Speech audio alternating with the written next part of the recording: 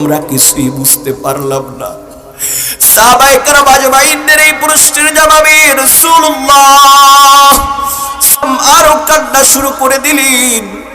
ও আমার সহচর সাহাবীরা, এই দুনিয়ায় আমি এসেছি, আমি এতিম হয়ে এসেছি। আমার বাবা ছিল না, আমার মায়ের গর্ভের ভিতরে থাকা অবস্থায় আমি বাবা ছাড়া এতিম হয়ে গিয়েছি।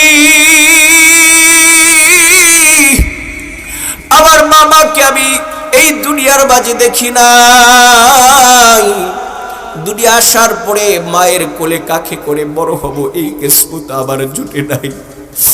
দুনিয়ায় মা কেউ আমার রব আল্লাহ মা ছাড়া এতিম বানিয়ে ফেলেছেন, বাবা ছাড়া এতিম বানিয়ে ফেলেছেন। মায়ের দুধ আমার নসিবে তেমন একটা জোটে নাই।